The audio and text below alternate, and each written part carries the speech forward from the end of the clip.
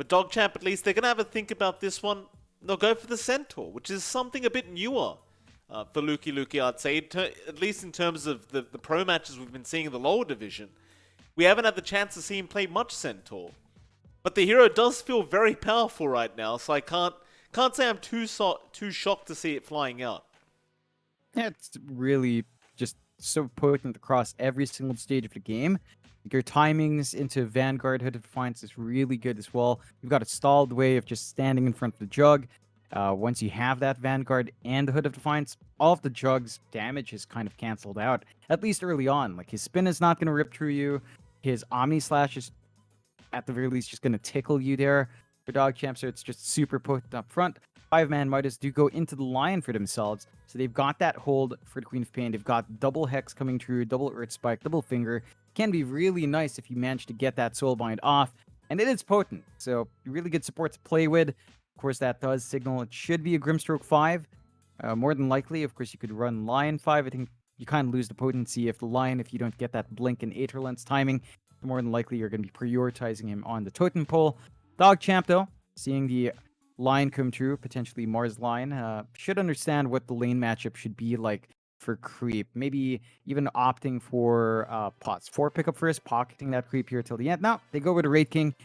Confident to stand in front. You do have the mana drain from the Lion. That can be annoying for Raid King, as if you are caught out in these early levels, you probably won't have enough for your reincarnation unless you have a couple of mangoes or a soul ring on hand. So it can be a bit hard to maximize your early reincarnation. Of course, the Jug can maybe itemize for Diffusal. Don't tend to see that too often. But as the game goes on, Raid King makes it a bit more complicated. You've got two really nice frontliners here for DogChamp.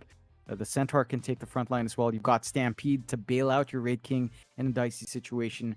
There's a lot they can play with here. Even just the skeleton summons can ruin the damage output of DNM. He's going to bounce into those skeletons if you're not careful.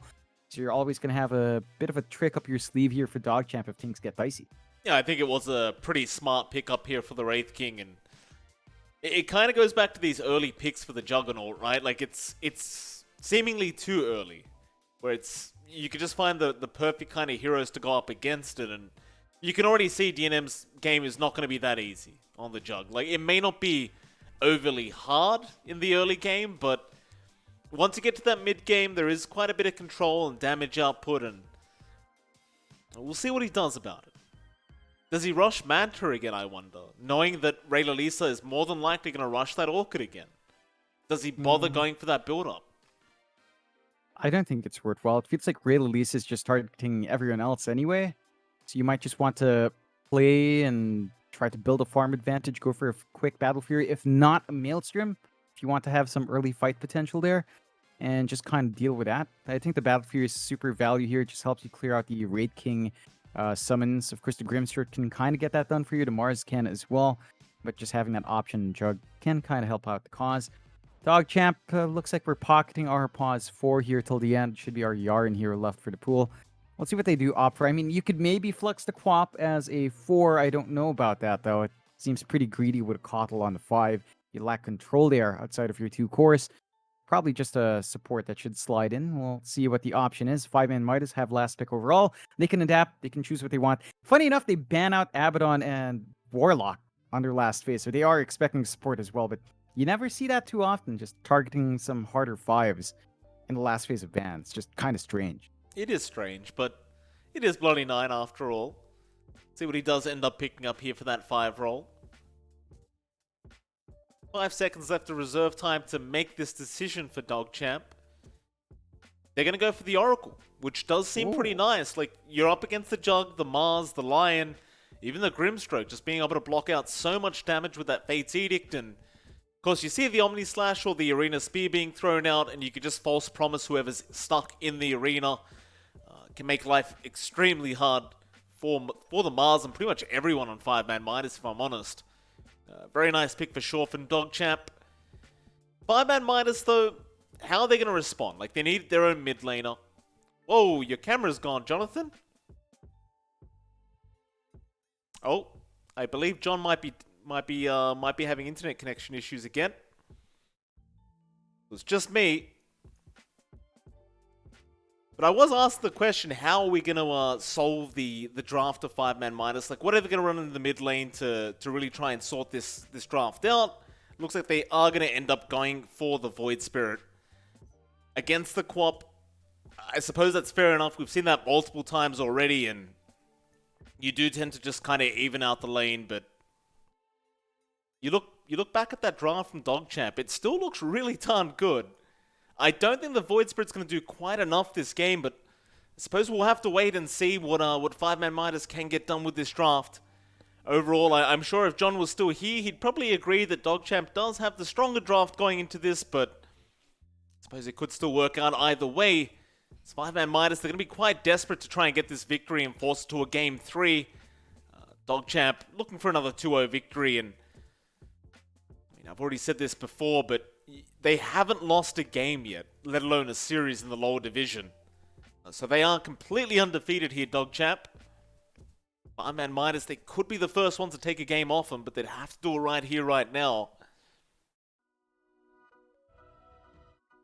Let's see if they can do it.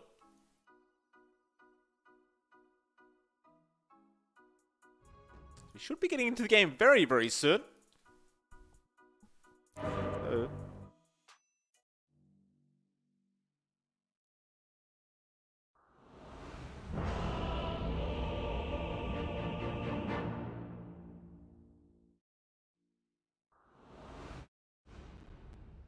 Alright, we'll get into it. Game number 2.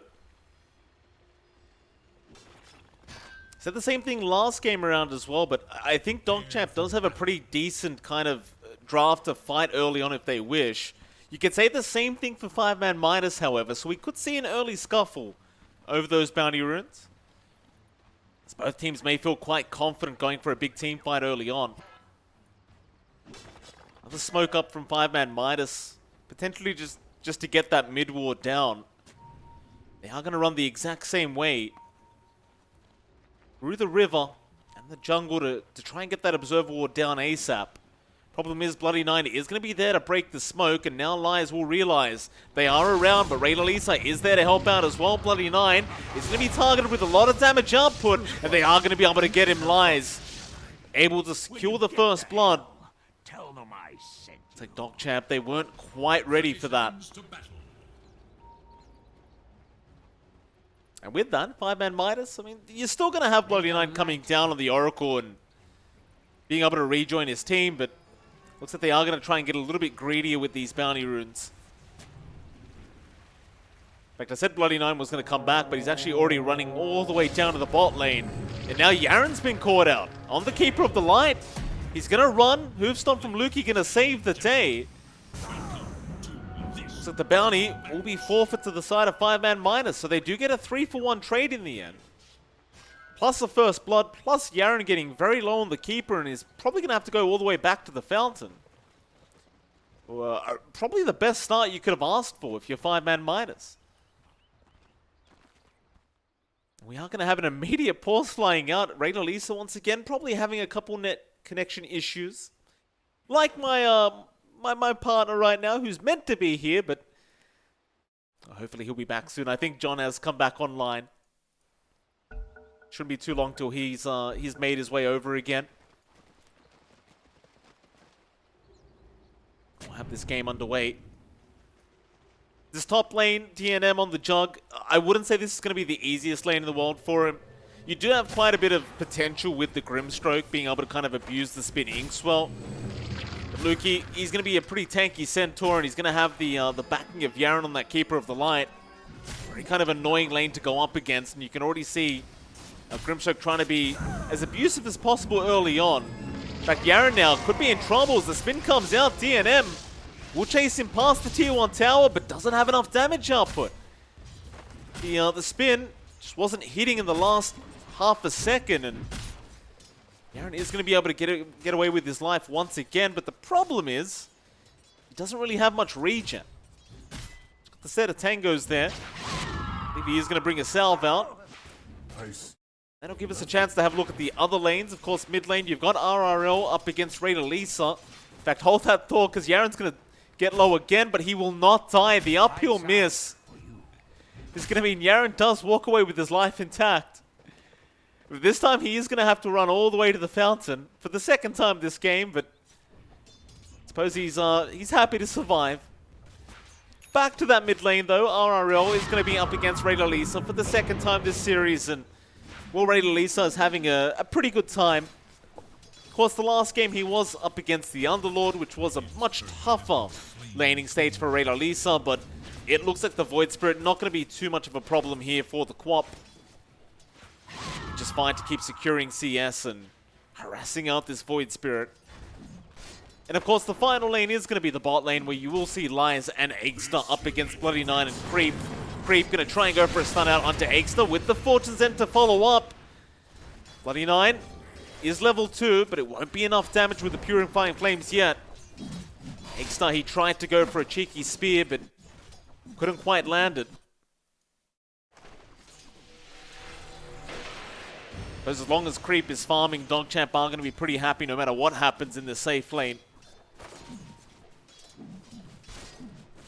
Quite frankly, Eggster and Lies on the line probably not really going to be able to slow down Creep very much. They do at least get his courier, which is definitely nice, but this Wraith King should have a pretty free time. You never really want that when you're up against the Wraith King, because you can always just rotate into the jungle with the skeletons later on and then just really amplify his farm quite quickly, and it can be kind of hard to keep up. Especially if Lukey gets this aggressive on DNM. You can see the Jug only has 9 CS right now in comparison to the 18 of the Wraith King, so Creep's literally doubling up on DNM in terms of CS. And it's only really bound to get worse, as Lukey is just going to get stronger as the levels go up on the Centaur. Yaren's always going to be annoying on the Keeper of the Light. Your Grimstroke... Hello, Mike. You can't really do much. Hello, John! Good to have you back, sir. What happened? I think the rolling blackouts in my city must be causing internet issues in some of the relays. I lost connection for a bit. We're back. Glad to know I've only missed 3 minutes. That felt a lot longer somehow. Still, should be interesting to see how it's breaking out. How is it going, Mike, for this one? Well, it's been longer than 3 minutes. The thing is, we've had pauses, John. So you've been kind of lucky in that sense, I suppose. Bottom lane, Bloody Nine does end up getting Lies, and I was just pointing out how pretty much every lane is going the way of DogChamp right now. You see DNM on that Jug, John. He's struggling quite a bit in terms of CS. Lukey has been quite aggressive on the Centaur, and you can see Lukey actually ended up dropping as I was looking away. Yeah, he was trying to TP home. The Inkswell was just on the last tick of that TP, so they managed to clean up. And it's keeping even 1-2. Every lane is slightly favorable for the course on the side of DogChamp still. You are still lagging behind in farm for DNM, and they are still finding trade kills. Down bot, they do manage to kill off Bloody Nine, so Creep's kind of exposed. But you have that aggression on each side. You've got a lot of stuns, you've got a lot of damage going out from all these supports, so it does make for a potent early game, and that is very good news for 5ManMidas. They just need to transition that potent early game for themselves into something else once they hit their level 6 spikes, and let's see if they can line that up as, wow, there really are a lot of pauses. You don't get to complain about pauses right now, John. You just got back. I'm just Thank surprised. you very much. Yeah, there is a lot of pauses. It looks like they're having mic issues, and Rayla Lisa apparently has no idea what's happening, which is pretty standard, let me tell you, John. Microphones are a real headache to deal with. Oh, that they are. Microphones. Oh. Stop it, John. That's terrible. Go is at the perfect time. You get to go away from that pun. Still, you know, again, you're kind of recovering here for DNM. That kill definitely helps the cause. Still curious to see what he queues up. He's not showing us yet what he wants to build up. Whether or not it's the Battle Fury or, say, back to the Mansa build up to just counteract Rayla Lisa's Orchid timing, which is being queued up. Rayla Lisa, again, just going for the standard build. Has the 6, but RL as well. Alliance ends up dropping down to the bot lane. Bloody Nine able to secure the kill on the Oracle, and it's another thing for Lies right on the line. It's very tough. If you get the Fortune's End off and he's out of position, you're almost guaranteed to die in this laning phase. There's just not much you can do as this pos 4 line in this lane. Okay, it's a lot slower. You can keep trying to harass that Creep. They're going Setting now. up like this is nice. Creep is quite low. Bloody 9 trying to make his way over, but they've got the Hex out and they might just have enough damage. Fortune's End gonna fly out. Creep still being chased down, but the Earth Spike does land quite nicely from Lies and top lane. DNM. And their Grimstroke able to save, or rather kill off Lukey. And so everything I said earlier on, John, just completely out the window. 5ManMidas really making a nice comeback in this laning phase. It's the aggression that comes through. Like Spin plus Inkswell, it's such a basic combo for 5ManMidas, but for a Centaur, without your Vanguard, without your Hood of Defiance, you are vulnerable at this point in the game. So you have to watch how far forward you can be. Yaren can't do much to prevent that. All he can do is just spam Illuminate, clear out the wave, get some damage off, but once DNM spins, you're in a dangerous spot. So again, just have to watch that timing of spell usage. You can see a bit of a clump up bot. RRL makes a early rotation here. That he does, but is it going to lead to much? He's taking the small stacks away. That's something. But that'll be it. He's going to leave now. He wanted to try and make a play with that Arcane Rune, but the problem is every time he's going to leave the mid lane, Raynalisa will start pressuring the mid tier 1 tower.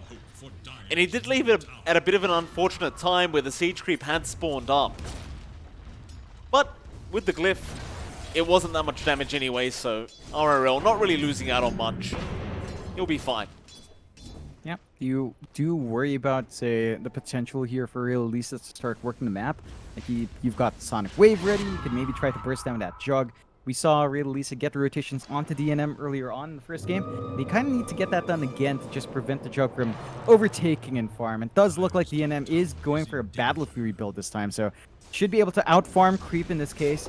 Just need to hit those timings, and for the most part, DNM has bounced back in. Only lagging behind, really Quap on the opposite side. Otherwise, in that top three, or top three for his team, which is really good. And you're just not getting enough done from Lucky Luke to be disruptive.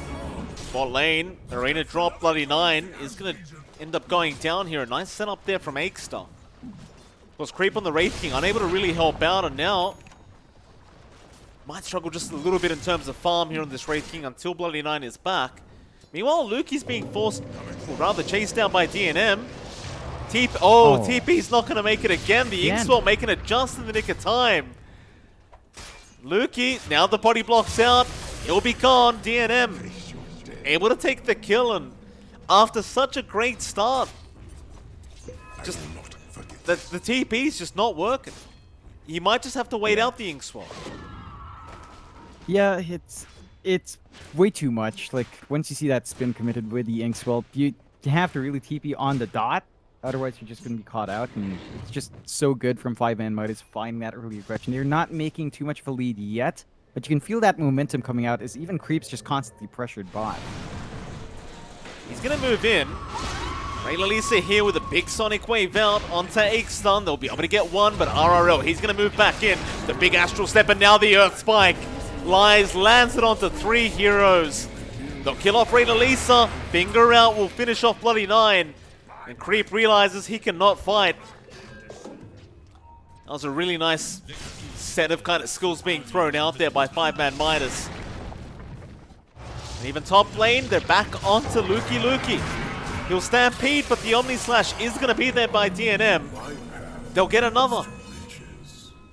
Yeah, it's just lining up 3 to 10, 1k lead now for 5ManMidas. Not a massive lead by any means, but enough to really take control and Creep again. No, Arena's dropped. Well, 5ManMidas. So aggressive now in this game number 2, and it's really working out for them. 3-11, they knew the Reincarnation was down, which is why they went through the Arena Spear, and because the Reincarnation's not there, you can easily go for kills, as now Bloody 9's been caught out. Lies, he does not have the Hex to follow up, so they aren't going to keep going. They are really kind of instilling the fear here up against DogChamp. Yeah, there's not much room for DogChamp to move around right now. They need more farm on Creep. They need more farm to come out on Lukey. He's just trying to be disruptive up top. But DNM now has a 2-level lead on that Centaur, 2 parts away from full Battle Fury. Compared to Creep, he's just trying to rush a Radiance. And his farm is really starting to lag behind. Creep's at 3.6k right now. DNM's already 4.9, so it's a 1.3k gap. A massive amount of gold for something at 10.5 minutes in. And the only reason that DogChamp isn't lagging too far behind is because Ray Lisa's up there in farm. So the pop is really giving them some hope of momentum once the items fly in, but we haven't seen those side lane rotations. It's just been a lot more passive from DogChamp than I think you'd like to see, especially with a pop, compared to, say, RL's movement. Like, he's all over the place. He goes bot, he secures that bot tier 1, whereas Ray is just farming mid, clearing out his camps, just waiting for that Orchid. Well, he's pressuring the tier 1 mid tower right now. But he may get caught out. Lies? No, he couldn't get in range. Lisa, nice blink away. Just in the nick of time as, of course, had that Hex hit, that would have been your Quap gone. The Orchid is now up on Ray Lisa, by the way. Yeah, that's about time for him to go. Smoke up towards the top side. Lukey trying to pressure DNM. 5ManMidas, they've smoked up themselves. Inkswell is there, back in onto Lukey, but the Stampede away is going to be enough to be able to survive. They'll go into the backlines instead with that Orchid to kill off the Grimstroke. If they can just keep fighting here as RRL is trapped in the tree line. But it seems as though they're not aware of this. You just assume he TP'd out, and well, 5ManMidas, luckily for them, are only to lose the Grimstroke, and maybe they'll get Yaren for their trouble. Bloody Nine, he has the false promise. He may need to commit it here. Yaren is going to blinding light and try to run as Bloody Nine will just TP out right in front of their eyes, but eventually Yaren might just be dead. He will heal up. Another Illuminate out. Aether Remnant won't actually connect. Lies is here even with the Earth Spike just to make sure they won't waste too much time killing off this Coddle. They'll get him. For being only what you are. Oh. Ray Lisa. Not to RRL, but he does have the Yule Scepter up, so the Orchid not going to do quite as much. Working that map down mid. DNM will just spin away. There's the Fortune's End not really allowing DNM to go in for the deny, but there's still a very valuable tower being taken here from DogChamp. And with that mid-tier 1 gone now, the map's opened up quite a lot here for this Radiant side. You don't have that even trade happening for 5ManMidas, and I imagine DogChamp will probably go for another smoke very soon. And they've got Stampede back up to help in the gap closing. Their team fight control is still not as great as the side of 5ManMidas. They don't have anything as threatening as an arena. Not until the blink comes out for Lukey, so it's going to be a while, but Lukey hits his timing. Hood of Defiance plus Vanguard up. It's going to be near impossible to burst him through unless you focus multiple heroes onto the Centaur. And for the side of 5ManMidas, well, they've got some ways of playing as well. They've got the blink up on Lies very early on. That's quick timing on the line. That Already saw mid lane. Arena Spear is there, but he has the help. He has the backup. They can't kill him. He'll turn around now with the Orchid out onto the Mars, but he can't blink in. Just way too many heroes there from 5ManMidas. So neither side really going to be able to get anything out of that engagement, but 5ManMidas, they are going to smoke up. They want to try and surprise the side of DogChamp by just reinitiating without Arena. If they can find Lukey, it'd be pretty nice. He is just to the north of them right now, taking their stacks away. Looks like they are just dead set on the mid lane. Meanwhile, Eggster gonna lose his courier. It's unfortunate. Mid lane, Yaren does finally get caught out on the keeper. Bloody Nine can't get there for the false promise in time. The finger will be enough from Lies. That'll be the 13th kill for 5ManMidas. So they go for even more now. Back down south to Ray Lisa. He's just gonna be able to blink away, and nobody else is around here from DogChamp. Yeah, and it's a weird position for 5ManMidas. They are up in kills, but kind of not ahead in net worth. They have sacrificed some of that farm for RRL and for Eichster in these rotations out. They are only getting farm on DNM for now. So in that sense, DogChamp aren't too upset. They're still building up slowly but surely on their Raid King. Again, there's still that big gap with the Jug, but as long as you hit your Radiance timing sub 20, I think you're still fairly happy on Raid King here. You're going to have massive impact with your lives. And you're still allowed to sit back in the jungle, farm up, hit your level spikes. You need level 3 reincarnation to be up and running for the Raid King to really be a pure menace. So there's still more time DogChamp needs to stall out for. And I think they're kind of happy just sacrificing their supports to ensure the time is bought out. So yeah, I think if you're 5ManMidas, you want to look for those bigger kills. Maybe start targeting Raylalisa much more often. Killing off the Quap is going to slow down the momentum of DogChamp here. You are still very happy with the progress on DNM. Again, with a Battle Fury up, the Jug is just farming so much faster. And it's much more efficient for him to be around the jungle. But for now, they aren't really looking for that clump up opportunity. Ixter, maybe just without the Eagles, is not feeling he can set up for his team. And they're going to be relying more on the line to come in. They are setting eyes towards mid, playing around that bot jungle for the side of 5ManMidas, but no one is going to be showing there from DogChamp. They know it's not a safe spot to be in.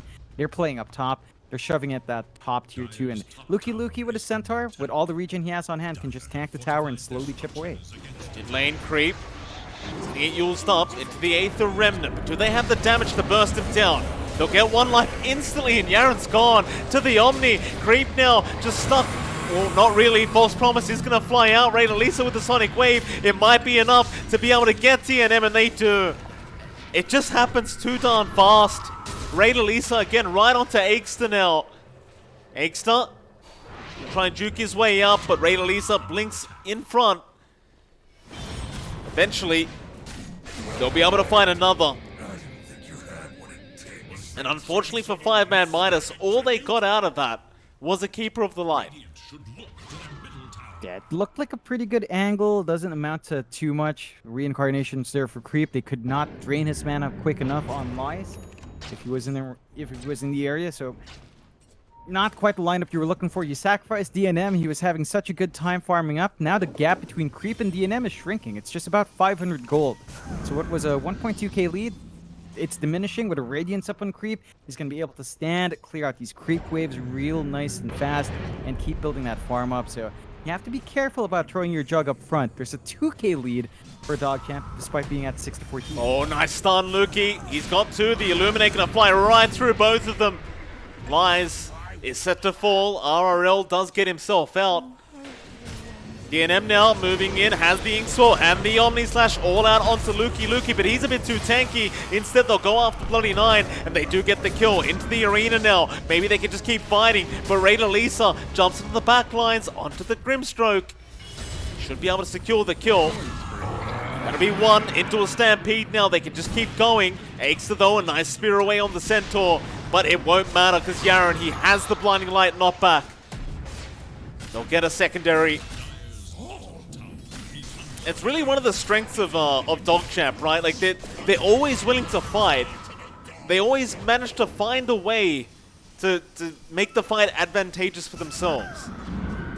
Yeah, they just look for those angles to keep forcing the issue. 5ManMidas not quite ready to face that full brunt force. I mean, who would expect that the Wraith King would want to fight while Reincarnation is down? It's a risky spot, but with a Radiance up, you kind of want to force that muscle. And now DNM.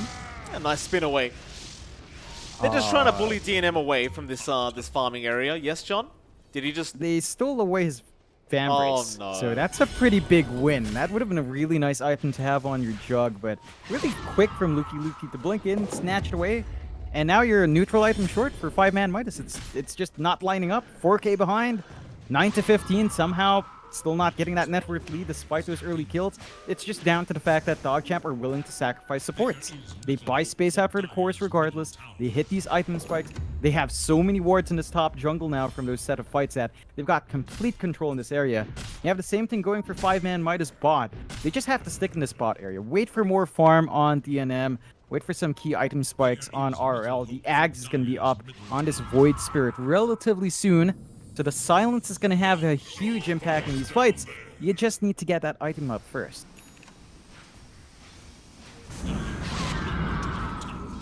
Tier 2 top tower, not going to last very long. With those skeletons up from creep, Raylalisa will be the one to secure the tower.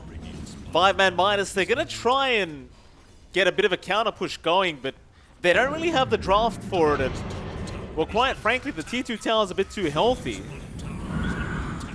They might need to go back and defend their tier 3 tower. Like Roshan started as well. Okay. It's a really quick Rosh. You've got the summons if you want to play with it. You've got the Radiance burning through. You've got a lot to just melt Rosh. Luki can tank it for your team. It's not going to be the quickest, but 5ManMidas don't have wards in the Roche pit.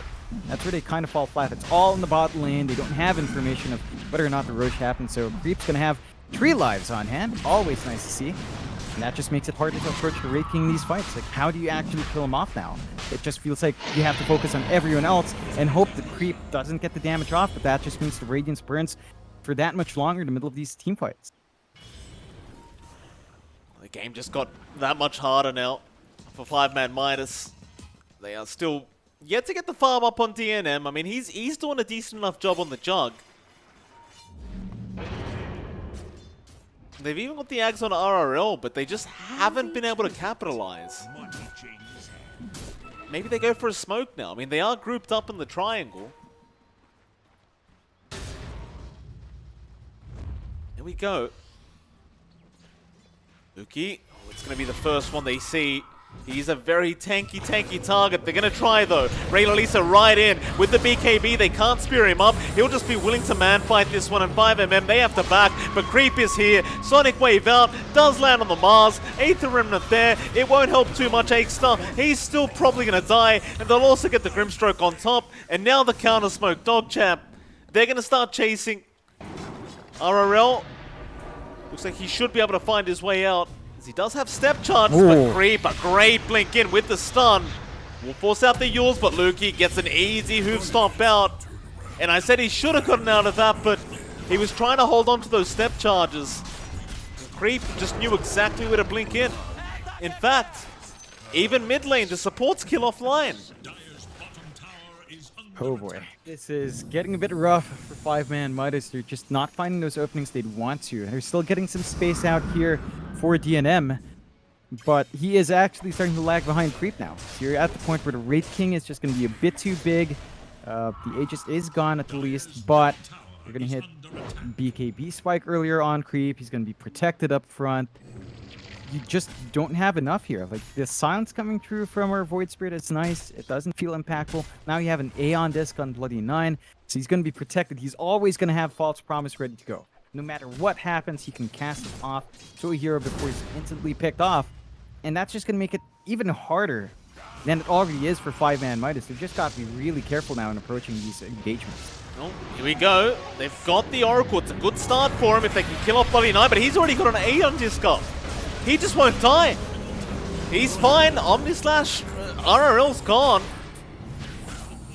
DNM, he's going to spin TP away. He's got no choice in this. The Soulbind is going to fly out, but Akestar cannot TP himself. He's going to die. And well, at least they get the Grimstroke out, but it's just another disastrous team fight for 5ManMidas. And you'd think you could kill off the Oracle, but Bloody 9 with the early Aeon Disc. They jump him, but he's going to be able to survive and just remove himself from the team fight. And it's just such a massive issue. They have no way to approach the backline. Maybe you kill the Keeper of the Light first. He's not an issue. Like, the issue is this Oracle, and with that Aeon Disc, you have to pop it. You have to stagger out your spell use. It just doesn't blend well with how 5ManMidas want to approach those engagements. Their tier 3 was under a bit of pressure, down to half HP now, and the side of DogChamp can just kind of look for that last tier 2 bot. They can just clump up around it, get the center up front. Luki just tank the tower through, slowly chip away. 5ManMidas are kind of clumped up for a defense. They don't have Omnislash in their Jug, but they have everything else ready to go.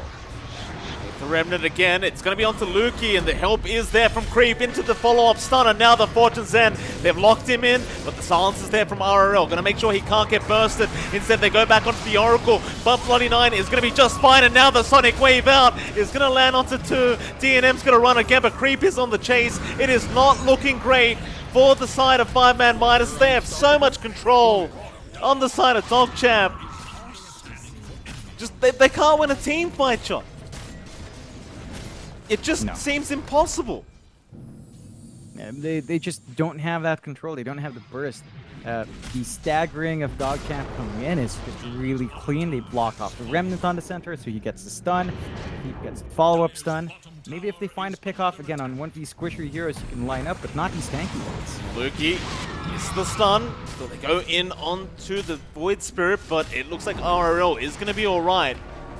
Creep, he still has the reincarnate life. And that mana drain ain't doing crap towards the Wraith King, let me tell ya. Creep's just fine. Especially when he's got Yaren right behind him with the Chakra Magic. And they're gonna back off, but they're backing off with a 16k net worth lead. DNM's gonna run into Lukey taking these Ancients. He's got Omni, but it's probably not gonna be enough, and there's your recall anyway. Yaren just gonna pull him right out. What do you do against this? You kind of stall out as best as possible. You lack a lot of damage now because of the itemization on Lukey. He's got the Pipe of Insight up, so the magic damage is kind of held back. He's got the Crimson Guard, so even your physical from the Chug is held back. You need to just overcome those items, and that just means more farm. Uh-oh, that's like the Vice reveal. He's now up. Rayla Lisa onto Aikster. Aikster is going to try and block out some of the damage, but there's no chance in hell. 7-1 and 8 now is the score for the Quap. It just seems like there's just too much from DogChamp. Like, the way they're coordinating, it's just too on point. The draft is just really nicely done as well, and well, now they're onto the high ground. That'll be a very easy Rax.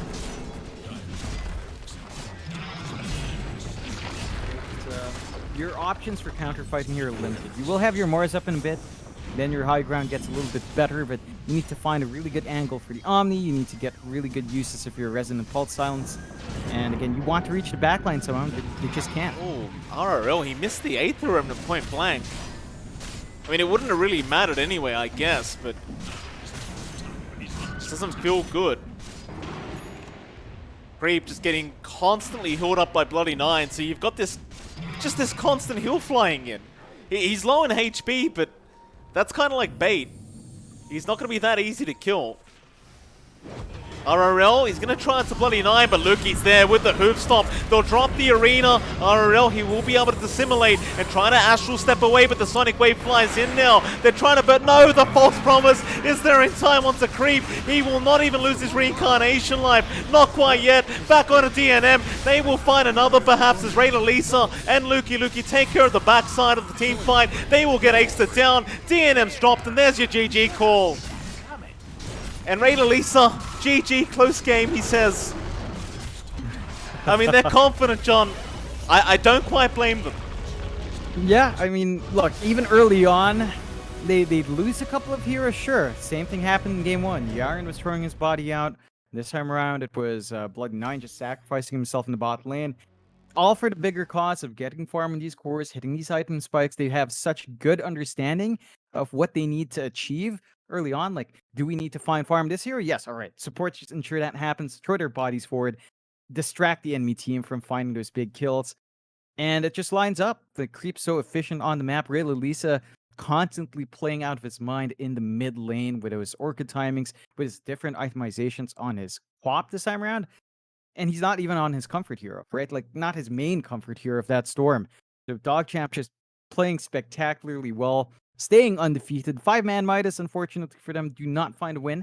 Don't manage to force the 3 games out. There were some signs of life. I think DNM's itemization in this game was definitely a bit better with a Battle Fury up. It's just that he had Battle Fury, but this time he was joining the fights compared to last time where he rushed a Manta style and stayed back farming. So it looks like there's a bit of a conflict between itemization and game plan, or at least the execution for 5ManMidas, that we're probably going to have to take a look back and correct for future games. Yeah, I think people tend to forget as well, like with DogChamp, they're one of the only teams that had no roster changes. From Season 1 over to Season 2, they've kept everything together, and it's obviously working out quite nicely for them, right? Like, just having that stability in the team, everyone looks very comfortable. And I thought we were having Bloody Nine, but Rayla Lisa's shown up, which will be interesting because, you know, he was the one that was kind of being a little bad mannered at the end of the game, so I'm very curious to hear what he has to say. We'll drag him in right now and see what he has to say to us. Rayla Lisa, welcome, sir. Can you hear us? Yes, I can. Well, first of all, congratulations on your victory and another fantastic victory from DogChamp. How are you feeling after that one? Feeling good, I guess. Not bad. Yeah? You Yeah. couldn't couldn't help but notice you had a bit of a cheeky line at the end of the game, saying it was a very close game there. Obviously, you guys made it look very, very easy. Was there any? Did you feel any kind of tension against 5ManMidas, or was it just another day for you guys? There's no tension, but like I think my teammates know them and they're like good friends. So Ah, again, like we don't want to lose to them. And I actually play like party queue with one of their members like very frequently. So definitely don't want to just lose to friends. Yeah, that's about it.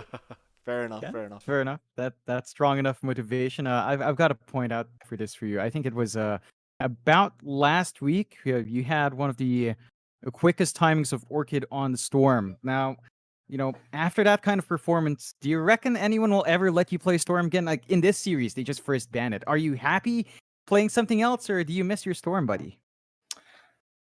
I mean, I'm always down to play Storm. It doesn't really matter. Like if they don't ban it, we're probably gonna pick it. Do I miss it? Not really. I'm still waiting for a team to probably first phase ban Quap and Storm, and then we'll pull out something new. But seems like they're not doing it, unfortunately. That kind of leads me to a question as well. I'm sorry to interrupt, John, but every draft that we watch you guys in, the opposing team always seems to first ban out the techies for Yaren. Does that make drafting against teams that much easier now that you kind of know that it's going to be an instant techies ban every single time? No, it makes drafting not much easier because like we actually want to pick the techies. We want to get this techies in there for these easy wins, but they're banning it. So what can you do?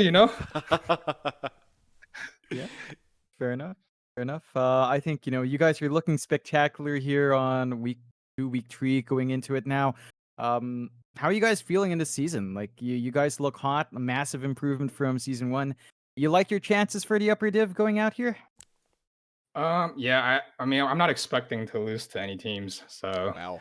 that's why like when you ask how I feel about winning the series, I mean, I think it was expected. So, I think I would be sad if we lost, but since we won, it's like, all right. Fair Yeah. enough. Fair enough. Good How long- anticipations. How long have you guys been playing, like, before Season 1 of the NA DPC? How long have you guys been playing together? Because the way I'm looking at this is you guys just seem to gel and coordinate really, really well. Like, there's obviously some chemistry between the players in your team. How long have you known these guys for? Oh, how long have I known them for? I've probably known them for, I don't know. I've known of them for like 5 years plus, probably. Like, I know of them. But playing with them, I've only started playing same time probably with everyone, January-ish, like when the first season of DPC started. Yeah. It's very impressive. I've got to say, I mean, just the way you guys are playing, you already look like an upper division team, and you guys already know that, I'm sure. But it is quite impressive after one season. They're already this good, John. Yeah, it's a massive improvement. Props to you guys. How about this? But before we close out, I've got one question. If let's say, Upper Div comes in, is there any team in particular you guys would want to face in the region? Like Upper Div, Lower Div, whatever it is. Any one team you guys just want to show up against? Any one team? I don't think there's any one team, but like for sure, we'd rather play in the upper.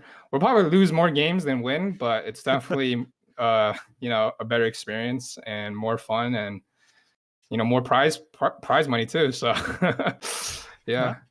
Fair enough. All right. Before we let you go, there is one other team that is undefeated in terms of series. Not in terms of games like you guys. You guys are the only team that are undefeated in terms of single games. But D2 Hustlers right now are above you guys in terms of the standings, simply because they've had one extra series. Do you have anything to say to those guys if they're listening before we let you go? If they're listening, not really. May the best team win. But I think we have another match in 2 days. So in 2 days, I'm sure we'll be number 1 in the standings because we won't drop a single map like them. Wow. I love the confidence, Ray Lalisa. It's been an absolute pleasure speaking to you, and I wish you the best of luck in your next series. Likewise. Thank you, guys. Thank you, sir. Thank you. Yep. Bye-bye. Bye. That was the beautiful Ray Lalisa, of course. I mean, beautiful in-game. I'm sure he's very handsome outside of the game, and it's good to hear how you can tell they're very close, right? The side of DogChamp. It's a very I'm trying to look for the word, John, but it's a very tight team. You can tell that. Yeah, like they gel with each other. As he mentioned, he's known of them for so long. They've gotten to play for since season one. It's one of those things. Like we point this out across the other regions we cover as well, Mike. But these teams that stick together from season one into season two, they get to learn their in and outs a lot more. They know how far to push themselves. They start to figure out their win condition, and you're seeing it from DogChamp, like undefeated, not a single game drop. I'm sure their Twitter is going to have some words again about smurfing in the lower div, but they're doing fantastic. The confidence is building up, and I'm just looking forward to what else they bring out. Yeah, shout out to DogChamp's Twitter guy, by the way. Always gives me a cheeky laugh after their games. But yeah, that's it for today, by the way, John. We don't have any more series on. I'm just checking the schedule to see when is the next time we are going to have some lower division for the NADPC, and it is, of course, tomorrow. Is it tomorrow? Am I? Yeah. Yeah, no, it is tomorrow. should be D2 tomorrow, Hustlers versus Picardo is on tomorrow, I believe. So if you wanted to watch that matchup, which should be a pretty hype matchup between those two teams, we would recommend coming back here. Don't know the exact time yet.